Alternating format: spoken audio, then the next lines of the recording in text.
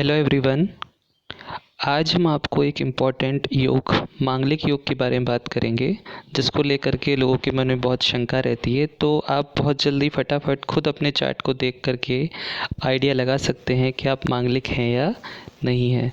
तो आप मांगलिक हैं, उसका योग का क्या फल होता है और कुंडली में कैसे विश्लेषण किया जाता है, उसको मैं फटाफट आपको समझाता हूँ। देखिए, जैसे हमने आपको कुंडली के बारे में बताया था, तो कुंडली के अंदर अलग अलग ग्रह होते हैं।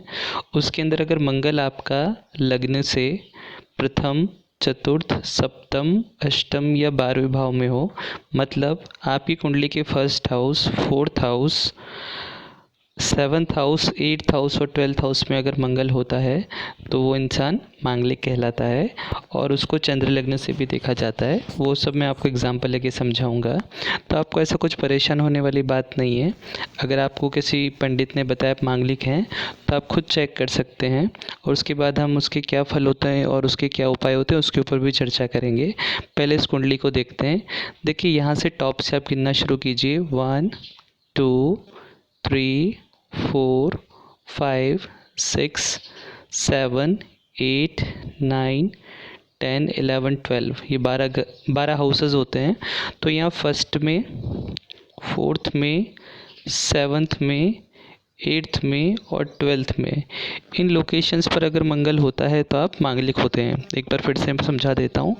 अगर यहाँ पर टॉप पर, फर्स्ट पर, फोर्थ में, सेवन्थ में, इस एट्थ हाउस में और इस ट्वेल्थ हाउस में मंगल होता है तो वो इंसान मांगलिक होता है। तो क्या इस कुंडली में दी हुई कुंडली के अंदर ये इंसान मांगलिक है? चेक कर लेते हैं। यस, इनके एट्थ हाउस के अंदर मंगल बैठा हुआ है तो ये मांगलिक है। एक्चुअली मंगल का प्रभाव क्या होता है? यहाँ लग्न में बैठता है, फर्स्ट हाउस में अगर बैठता है तो यहाँ एस्पेक्ट करता है, इसलिए ये सेवन्थ हाउस जो मैरिज का हाउस होता है उसको डैमेज करता है। अगर यहाँ फोर्थ हाउस में बैठता है तो अपनी फोर्थ दृष्टि से, जैसा हमने इससे पहले वाले लेक्चर में बताया था, 1 2 3 4, तो भी इसको एस्पेक्ट करता है। यहाँ बैठा होगा तो इन्फ्लुएंस करेगा। यहाँ से डायरेक्ट इन्फ्लुएंस कर रहा था, यहाँ पे खुद ही बैठा हुआ है। और अगर एट्थ हाउस में है तो क्या होता है, किसी भी कुंडली के अंदर अपने हाउस से जो सेकंड हाउस होता है वो उसका ब्रेकर होता है, मारक होता है। तो यहाँ पे अगर सेवन्थ हाउस है तो उसको ख़त्म करने वाला हाउस ये होता है। ये आपके जीवन साथी के सुख का भी होता है, मैरिड लाइफ के सुख का भी होता है। तो यहाँ मंगल बैठ के उसको भी ख़राब करता है। और अगर यहाँ ट्वेल्थ हाउस के अंदर मंगल बैठता है तो आप जानते हैं कि मंगल की दृष्टियाँ हमने जैसे बताया था 1 4 7 8 है। तो यहाँ से 1 2 3 4 5 6 7 8, 8वीं दृष्टि से भी सेवन्थ हाउस को डैमेज करेगा। साथ ही साथ ये जो हाउस था ये शैया सुख का था, इसके अंदर अगर बैठ गया तो शैया सुख को ख़राब करेगा, तो भी इंसान को मांगलिक दोष होगा। अच्छा, चंद्र लग्न से कैसे देखते हैं वो देखिए। अगर ये चंद्रमा यहाँ बैठा हुआ है तो इसको आप फर्स्ट हाउस मान के गिनेंगे। 1 2 3 4 5 6 7 8 9 10 11 12, तो चंद्र लग्न से ये 11th हाउस में बैठा हुआ है, तो चंद्रमा से ये मांगलिक नहीं है। तो ओवरऑल ये आंशिक मांगलिक हो गए, या एक तरह से हल्के मांगलिक हो गए। अगर चंद्र लग्न और जन्म लग्न दोनों से मंगल हो जाता है तो उसको थोड़ा हैवी मांगलिक बोला जाता है।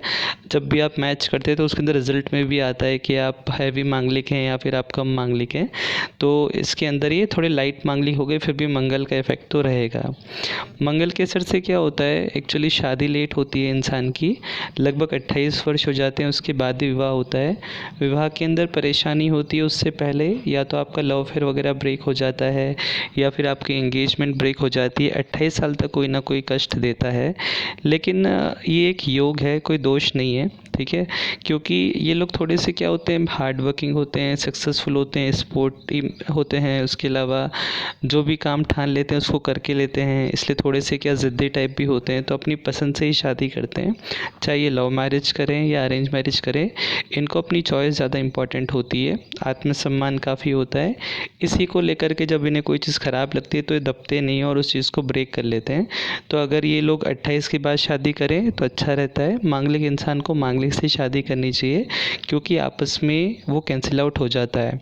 अच्छा, परेशान होने वाली बात इसलिए भी नहीं है क्योंकि आप प्रैक्टिकली सोचिए, मैथ्स के अंदर अगर टोटल 12 हाउसेज हैं, उनमें से फर्स्ट, सेकंड, थर्ड, 8 और ये वाला।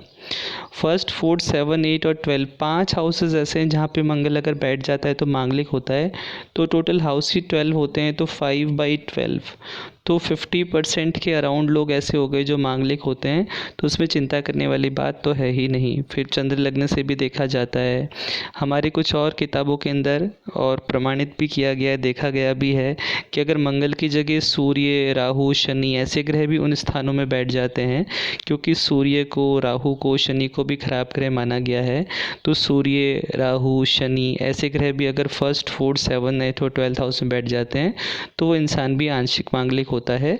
तो उसकी शादी भी मांगलिक इंसान से की जा सकती है। जैसे इनके हाउस में देखिए 7th में सूर्य बैठा हुआ है, तो ये भी उतना ही इफेक्ट देगा जितना कि मंगल देखा। बस मंगल को क्या है, थोड़ा सेनापति होता है, थोड़ा फास्ट होता है, तो उसका इफेक्ट ज़्यादा माना जाता है।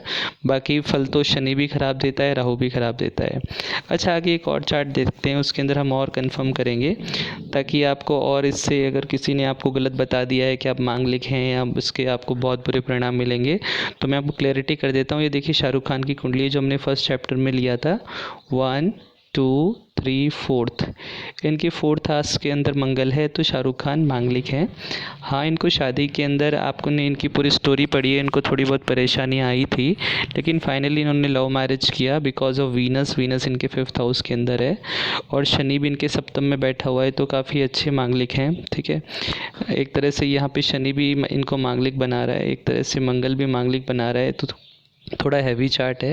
लेकिन फिर भी मैं आपको बताऊं, खूब सारे सेलिब्रिटी हैं, शाहरुख खान हो, अमिताभ बच्चन हो, ऐश्वर्या रॉय हो, वो सभी मांगलिक हैं। ऐश्वर्या मांगलिक हैं जबकि अभिषेक बच्चन मांगलिक नहीं है। तो देखिए कुंडली मिलान के अंदर ये सब चीज़ें देखी जाती है कि आपको कितना पॉइंट मिल रहा है, कितना नहीं मिल रहा है। लेकिन फिर भी मांगलिक दोष के अंदर सलाह दी जाती है कि जब आपकी एज 28 ओवर हो जाए उसके बाद ही आपको शादी करनी चाहिए, क्योंकि 28 से पहले के जो रिश्ते होते हैं वो आपके स्पॉइल होने के या ब्रेक होने के चांसेस होते हैं। विवाह के अंदर कुछ परेशानी होती है, बाकी वो भी आपके डिसीजन के कारण ही होती है। अच्छा, इसके उपाय जो ज्योतिष में बताए गए वो ये हैं कि पहली बात तो मांगलिक इंसान को मांगलिक से ही शादी करनी चाहिए। दूसरा, शादी करने से पहले मांगलिक पूजा होती है। ठीक है, आप नित्य हनुमान चालीसा या हनुमान जी के दर्शन करें। साथ ही साथ एक कुंभ विवाह होता है, ठीक है, जिसके अंदर कुंभ से या फिर पीपल से आपकी शादी करा के उसको काट दिया जाता है।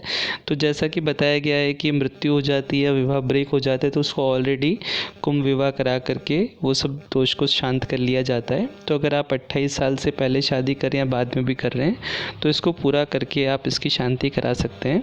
बाकी परेशान होने वाली बात नहीं है। जो लोग भी मांगलिक हैं वो काफ़ी सक्सेसफुल हैं। आपने देखा है, मैंने जिन सेलिब्रिटीज़ का नाम लिया है वो सभी मांगलिक हैं।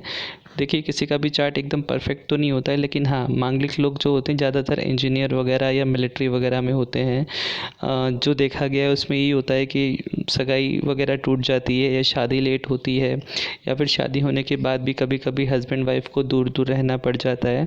उसकी वजह लड़ाई झगड़ा भी हो सकता है, या फिर ट्रांसफ़र हो जाना, कोई और रीज़न हो जाना भी हो सकता है।